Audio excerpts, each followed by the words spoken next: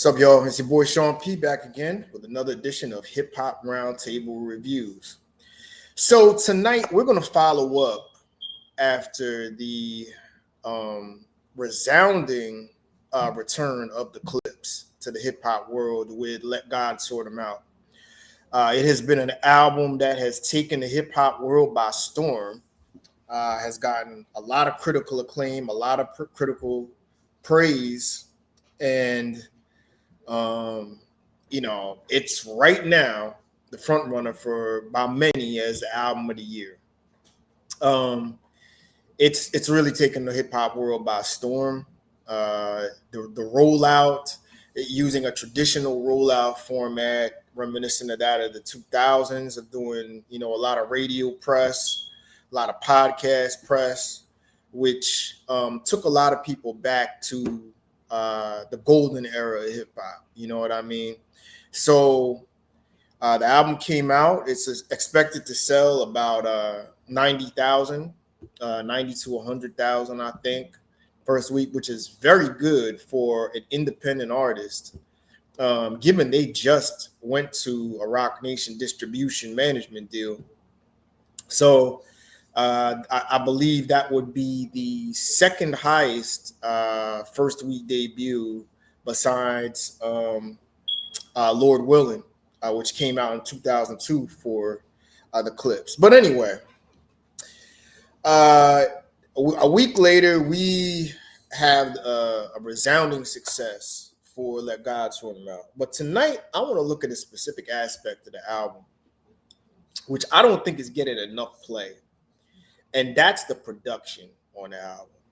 I was highly impressed with Pharrell on this album, and I was really more impressed as how he kind of changed his style without Chad being around, forming the Neptunes on this album. And basically, he did this production on his own. Now, he did produce, I believe, Till the Casket Drops, I believe, or one of the previous Clips albums. Either Till the Casket Drops or Lord Willing, he produced by himself. But he really stood out on this album. Like, I was really impressed by how he really fit the energy and took it back to a dark, gritty street vibe. I mean, he gave me many Alchemist vibes on this. You know what I mean? A little bit, you could say a little bit of Kanye West. You could say, but I think more of a gritty Alchemist type of sound. And he kind of transformed from the, upbeat, up-tempo, synth pop type of Neptune's beats that dominated the radio for so many years to a gritty hip-hop beat that supported the bar work and the bar structure that Clips really came with. So I'm going to do a review of the debate, debate and / review of the guys over According to Hip Hop, Mike D and his crew over there, Mike D, Leroy, and those guys. And I'm going to do a critique of what they said, but the point that I really want to kind of focus on was the Kanye West influence, where Mike was basically coming and saying he hears more of a Kanye West sound on this album as opposed to Pharrell. And I don't know if I so agree with that, or I agree with it to a point, but I don't like how he went about presenting that. You know what I mean? But we'll get to it. Let's see their debate as to how they viewed the album as I pull this up and see what they had to say. You know what I mean? Because I have some critiques of what they had to say as far as Let God Sort 'Em Out and the production with Pharrell. Yay.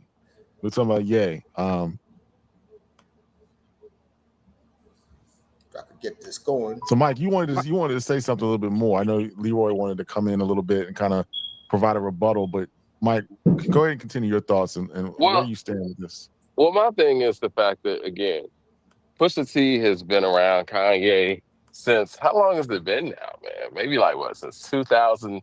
Let's just start 2010. My Beautiful Dark Twisted Fantasy. And being around a producer like Kanye West and a superstar recording artist like him, you do pick up on some things. I don't feel like Pusha T has a solo identity without Kanye West in the picture. Now, Clips have had a dope career with the Neptunes as the backdrop, and let's be honest, like to the Casket drops was their weakest effort, and that's when Kanye kind of swooped in and took Pusha T's career to the next level, similar to what he did with Common, similar to what he did with Jay-Z on the Blueprint. And so, I mean, it would be smart for Pharrell to take in some of those things and even from afar like some of those things and feel like he needs to duplicate some of those things to enhance who Clips are as a collective. Okay, so I'm going to stop it right there. So just to give you a little bit of a backdrop, Kanye West is one of the greatest producers of all time and one of the greatest hip hop artists of all time. Arguably, as a hip hop artist, he's arguably top 5. Mike's doing a little bit of glazing over here, because he has been of the opinion that Kanye West made Jay-Z who he is today, made Jay-Z the superstar he is today. And he kind of made it out like, well, Kanye West was the one that saved Pusha T and, took the Clips away. You know what I mean? And took Pusha T to a whole nother level that Pharrell couldn't. And that's kind of my problem with this is I think Mike is doing too much of a Kanye, making this about Kanye West versus giving Pharrell his flowers for diversifying his style, taking a different tone and a different approach to hip hop. And he's almost making it out like Pusha T told him to be like Kanye West. And I totally don't agree with that. But let's go on because this gets debated and it gets kind of heated. Kanye West set the groundwork for what this project was going to be because this isn't our Neptune's Clips anymore. This is Kanye West's Clips. You see what You're gonna need a bigger boat. What are you really trying to get at? Yeah, I'm lost, man. I don't know if I'm already Pusha T, then why? And see, here's the one thing about Leroy Green. I kind of don't agree with him like that. I kind of part ways on many of his opinions, but I'm 100% a lockstep with what he's about to say. So check this out. Why do I need to be taking notes from? I rap. You make beats. I rap. Why am I taking notes from you making beats? Now, if Pharrell is there too, though, it's being produced. I'm already Pharrell. I've already been in the game. I've already dropped classics. I've already made all the legendary shit. What do I need from Kanye? I'm already Pharrell. Well, wait a minute. And see, that's my problem. Like Mike D is trying to make this like, he's trying to make this into a Kanye West is better than Pharrell, and the Clips sound better with a Kanye West influenced album that's really not Pharrell. That's where he seems to be going with this. Why can't you just say, all right, I could hear a little bit of the Kanye influence, but I really got to give props to Pharrell for having a new, intricate, a different style, a harder, edgier style that fit the tone of this album. But instead, you want to make this about Kanye West. And like Leroy is saying, if you're Pharrell, why the hell do you need Kanye West? You're Pharrell Williams. You're one of the greatest producers of all time, for crying out loud. Like, why? What does Kanye West, like, could you actually imagine Pusha T going to Pharrell and saying, I want you to make this Clips album sound like Kanye West because of the 10, 12 years I worked with Kanye West. You know, that's the most offensive thing you could say to a legendary producer. So what kind of sense does that make? Let's go on. I want to stop you there. What classic albums has Pharrell produced by himself? Go, the discredit. I can give you some that Kanye West has produced. What classic albums has Pharrell produced? You said R&B classics. Let's say he didn't produce nothing classic. Do I still need to copy what you're doing? Exactly. Why do I? It's not about copying. It's influence. Yeah, like I agree with Leroy here. It's like, why does Pharrell Williams need to bow down to Kanye West to fit the Clips? When the Clips was his group long before Kanye West. Clips and Pharrell were together in the 90s. They came up together. So if anything, they know each other inside and out as to what fits each other's styles and what fits the tone of the album. What does Pharrell need to do to channel his inner Kanye West to produce a Clips album? When he's produced their best album, you know, with the Neptunes on Lord Willing. Like what sense does that make? And Pusha T is only one half of the Clips. Malice has to have a say in this too. So it kind of doesn't make any sense, but just let's keep going with it. Influence. It's influence. There's nothing wrong with influence. See, but Blur I'm already dope anyway. Like I woke up already dope. You know I said this in the chat. I mean, it's really nothing to argue about. I just think that, you know, some of the songs anyway. they have a familiar sound and it sounds similar to something that Kanye would have made. I mean, we don't really have to argue. We don't have to argue about it. It's no knock on Pharrell that some of these beats remind you of Kanye, and you know, it's the link with him. And you know what though, I think that's so disingenuous, man. I think you are trying to discredit Pharrell and downplay his influence on this album by making it about Kanye West. You said we're not trying to downplay. Every time somebody says we're not trying to downplay or we're not, no disrespect, but it sounds like Kanye West. Yeah, you trying to downplay and disrespect the man.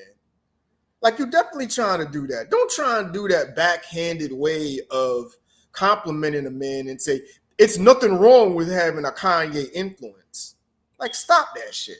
This dude is a joke. And Pusha T, and you know, maybe it's just something that we just thinking on our own. And I don't think that he meant to bite, or I won't say that he was biting Kanye, but it definitely. Yeah, you know what you meant to say. You want to say he was biting Kanye. That's what you want to say, bro. Stop it. I don't want to say he's biting Kanye, but every time I say I don't want to say he's doing that, but he's really doing that means he's really doing that. I mean, I hate when people do that shit. I mean, this dude is so disingenuous with his take on this. The sounds Kanye influenced, just the sound Ace of it. Trumpet sounds like Kanye West. Ace Trumpet sounds like it could have definitely been on Watch the Throne. But we all heard Mr. Me Too.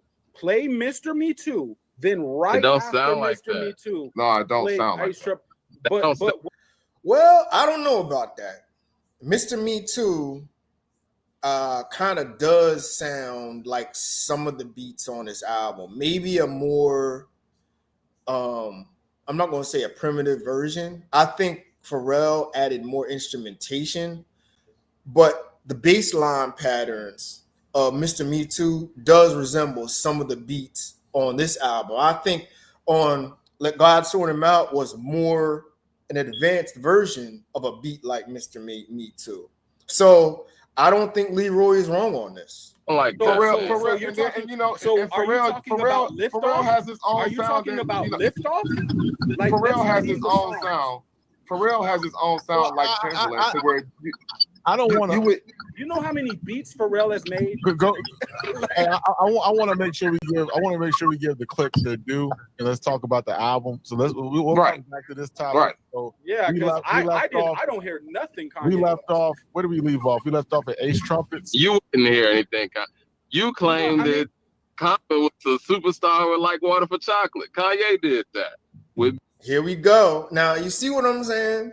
You see the Kanye glazing? Like he wants to go and make this about Kanye West. So now he wants to bring Common into the equation and say, oh, well, Kanye West is the one that made Common because he produced Common's greatest album, which was B. But you can't go on like Common wasn't a great MC without Kanye West. He did work with Jay Dilla after all. Like, can we stop there? Who's another legendary producer? But it's almost like this guy wants to backhandedly give Kanye West credit for let God sort him out instead of give Pharrell credit and his right due on his album for putting out a masterpiece and arguably the album of the year. This is crazy. B, it is what it is. If B never exists, it doesn't affect Common. How? Nigga, because you see he made be TV. Oh, what are you talking about? Common made I Used to Love Her. He could have stopped there. He could have stopped there.